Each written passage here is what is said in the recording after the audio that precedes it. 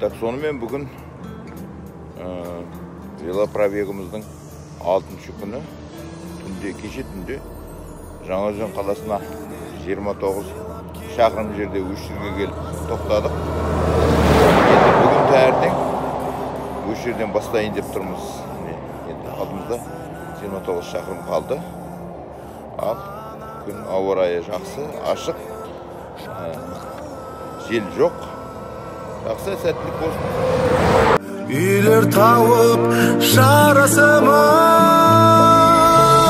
жырайлы мекен, мұнайлы өлкем, нұрлы да жырлым, Жаңаөзен, Жаңаөзен, жырайлы мекен, мұнайлы өлкем, нұрлы да жырлым, Жаңаөзен, Жаңаөзен.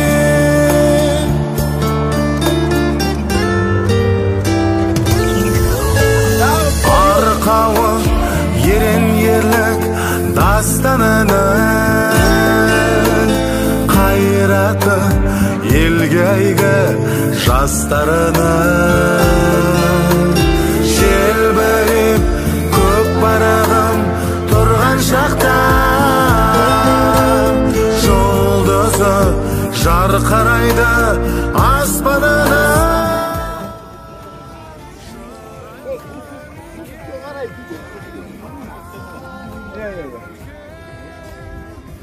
Төменге қарай, төменге қарай. Среднім күніне 100 емес қой, одан артығы 100 болады.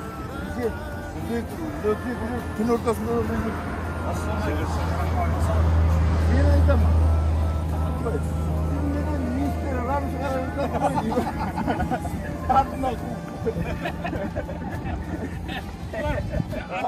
Аттық болып қой. Иә, соны айтамын ғой. Жақсы. 29 шақырым қалды соңғы. Соны жүріп өттім ғой. Ортаға, көйкен ортаға. Ортаға мен жаңа сіздер көттейін деп. Ортаға барамын. Ортаға. Ал, ағалар бастап келейік.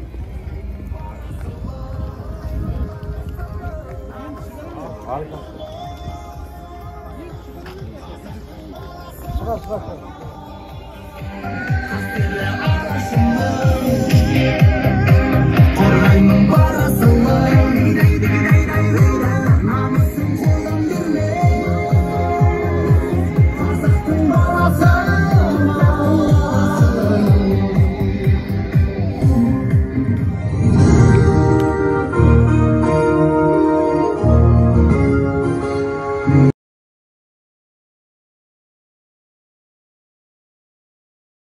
Торғай Нұрсұлтан қаласының арасындағы жолды 1750 шақырымды жүріп өткен Борашев Раббым Байбозұлына доғал шапалақтарыңыз болсын ағайындар. Қош келдіңіз аға. Бүгін мінекей өзіңіздің еңбек қорлығыңызбенен бүгінгі мына біздің Жаңаөзен қаласының мерейлі мерекесіне орай жасап жатқан сыйлығыңызға рахмет. Бүгінгі енді алғашқы құттықтау сөзді Жаңаөзен қаласы әкімінің орынбасары Байжанов Ғалым Лұқпанұлына береміз. Саламатсыздар ма, құрметті Жаңаөзендіктер, құрметті Рәбім аға. Енді жаңа жүргізуші айтып өткендей, біз өте қуаныштымыз. Тәуелсіз Қазақстанымыздың 30 жылдығына орай осындай велоэстафетаны бастап, Жаңаөзен қаласының 53 жылдығына арнап келіп отырған сыйыңызға үлкен алғысымызды білдіреміз. Жаңаөзен қаласының халқының артынан, әкімдігінің артынан үлкен алғысымызды білдіреміз. Қай уақытта да денсаулығыңыз мықты болып, осы алдымызда тұрған жастарға бұқаралық спортты қай уақытта насихаттап жүре беріңіз. Деніңіз сау болсын, басыңыз аман болсын. Бұл сіздің жетер биігіңіз бұл болмасын. Алдағы уақытта да көптеген жолдар жүріп, осындай жастарға үлгі болатындай, бізді салауатты өмір салтын қалыптастыруға өз үлесіңіз қосайсыз. Сіз де тек бұл жағынан емес, шежіреші, саяси жағынан да, өзіңіз меценат жағынан да айтады ғой, 8 қырлы, 1 сырлы ағамыздың бірісіз. Өскелең ұрпақ, біз сияқты ұрпақ сізге қарап өсеміз. Сіз аман болыңыз, жолыңыз ашық болсын қай уақытта. Алла тағала тек баршамызға жақсы. Еліміз аман, жұртымыз тыныш болсын. Бүгінгі келген мерекеміз, келе жатқан тәуелсіздігіміздің мерекеміз баршамызға да құтты болсын. Қош келіпсіз. Сонымен қатар Жаңаөзен қаласының әкімі өзінің ылтипатымен алғысын білдіріп, алғыс хатын дайындаған болатын. Сол алғысты оқып беруге рұқсат етіңіздер. Алғыс хат Рәбім Байбозұлы. Сіз алғашқылардың бірі болып, ел тәуелсіздігінің 30 жылдық аясында Бейнеу ауданынан бастап алып 12 күнде 1750 км жолды жүріп, мәңгілік ел монументі жанында мерейлі шеруіңізді аяқтадыңыз. Бұл сіздің халықты бұқаралық спортқа деген құштарлығын арттыруға, сауатты өмір салтын қалыптастыруға қосқан сүбелі үлесіңіз деп білеміз. Одан қалса, өнер жұртшылығы сізді белгілі өлкетанушы, саяхатшы, меценат ретінде де жақсы таниды. Сіз, құрметті Рәбім Байбозұлы, үйлі шеруді ұйымдастыру арқылы спорттың адам өміріне қаншалықты маңызды және оның рухани дамуға қажетті екенін дәлелдей білдіңіз. Қазақстан Республикасы тәуелсіздігінің 30 жылдығына арналған үйлі шеруіңізді қолдай отырып, болашақта асақ мақсаттарға сәттілік тілейміз. Жаңаөзен қаласының әкімі Ибағаров Мақсат Оңғарбайұлы.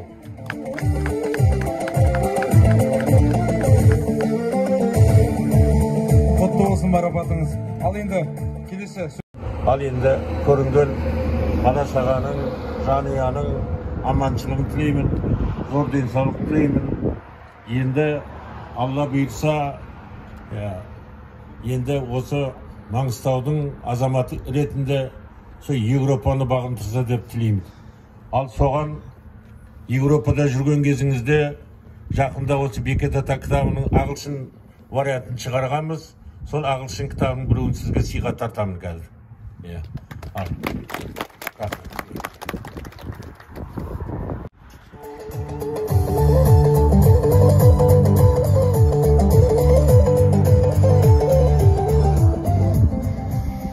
Ассаламу алейкум, әлеумет, ассаламу алейкум, Жаңаөзен халқы, жастар. Реке, өзенге қош келдіңіз, Жаңаөзен қаласына.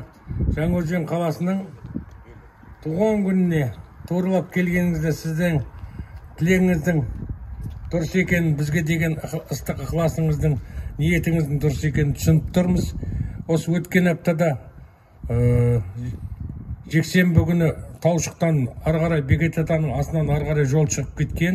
Одан Кетіктің айналасы Жығылған бар, Ақтау бар, Жетібай бар. Соның барлығын мына өзіңіздің көлігіңізбен айналып, жерлерді үлкен аталардың қасына тоқтап тәу өтіп келатыңыз. Сол зираттарыңыз қабыл болсын, ден сау болсын, бас аман болсын, бауыр бұтын болсын.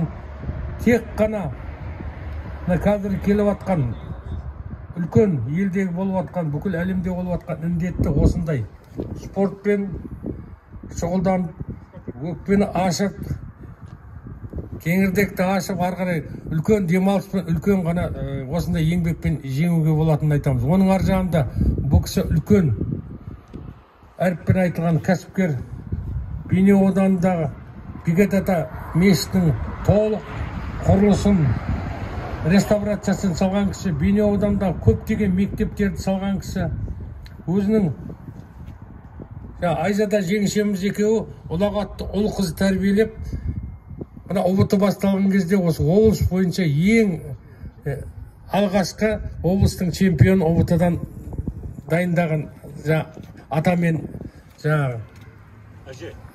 әже. Соның бер жағында бұны семьясынан қазір 3 докторант шығып отыр, бір семьядан 3 докторант шығу деген сөз, ол деген үлкен тәрбиенің, үлкен еңбектің, үлкен қажырлы оқудың арқасы. Балдар, дендеріңіз сау болсын, аман болайық, егемен елдің бір кірпіші болып қалына беріңіздер. Реке, сізге де талмас қанат тілейміз, жаңағы айтылған межелерді, алдыңызға қойған мақсаттарды орындай беруіңізге Алла денсаулық нәсіп етсін. Рахмет. Жаңаөзен, ассалаумағалейкум, қалайық. Көпшіліктерің көбі жастар екен. Мен енді жаңа айттым ғой, бірінші анау Нұрсұлтанға дейін велі шеру жасадым. Оның алдында Бекет атаның 4 мешітін айналып өттім. Бірақ Маңғыстауда әлі болған жоқпын ғой деп, осы сезонда бітірейін деп Бейнеуден мына майкыма бәрін жазып алдым. Бірақ енді өтірік айтпай-ақ қояйын, шынын айтайын, Жаңаөзеннің туған күнін білмейтін едім. Бірақ мен өзім келген жоспарым бойынша 5-ші күнге екен. Сонда мен 4-ші күні қала күніне әкеліп, енді осыған тоқайластырып әкелейін деп тұрмын. Бірақ енді оған мен дәлелім Жаңаөзенде майкыдағы барлығы жазылып алған жазулар. Спонтанны келген жоқпын. Сондай жақсының тілегі қабыл дейді. Сондай тілекпен жүретін адаммын. Жаңаөзен маған бөтен емес. Осы жерде талай ағайын да бар, тума да бар, туыс та бар. Ең бер жағы мына біздің Сүгірік әкеміздің өзі мына Қызылсайдан шығып, анау арғы Шопанатада жатқан. Одан да басқа талай. Енді осы елмен, осы халықпен бірге жасасып келе жатырмыз. Енді Өзен деген атақты қала, мықты қала, қай жерге барып айтсаң, Маңғыстаулықпын десем, Өзеннен, Жаңаөзеннен екенсің ғой дейді. Соның өзі қаланың деңгейіне келтіріп айтатыны Жаңаөзеннің. Ал мына Жаңаөзен жастарына тілейтін тілегім жаңағы ағаларыңыз айтып өткендей, дендерің сау болсын. Тәуелсіздік деген 30 жыл дейді. Енді ол 30 жыл былай тарихи негімен салыстырғанда ол бір азғантай ғана уақыт. Біздің тәуелсіздігіміз анау Американың тәуелсіздігіндей 300 жыл болсын деймін. Сіздердің де бақыттарың баянды, жаңағыдай үлкен жетістіктерге жете бар. Мына аға інілеріме рахмет, қолпаштап күтіп алып мен жерден. Болмаса мен талай қалалардың, талай елді мекеннің үстіне өзім үндемей, жаймен гостиницама қойымыз, ол да өтіп кете берем ғой. Бірақ Өзен өткізген жоқ, ұстап алды мені мен жерден. Мен осы жерден тоқтатамын мінекей, мен өзім велосипедімді. Биылғы жылға велосипедті шегеге ілем. Ал рахмет көп. Рахмет аға, қанатыңыз салмасын, Алла тағала тек сізге ұзақ ғұмыр денсаулық берсін. Ал олай болса ағамыздың естелікке суретке түсіп алайық. Еліңе сыйлап кенін бар асылың, көркі боп Маңғыстаудай даласының, қанатын кеңге жайып жатыр қала, ақ құдай үйлер тауып жарасымын.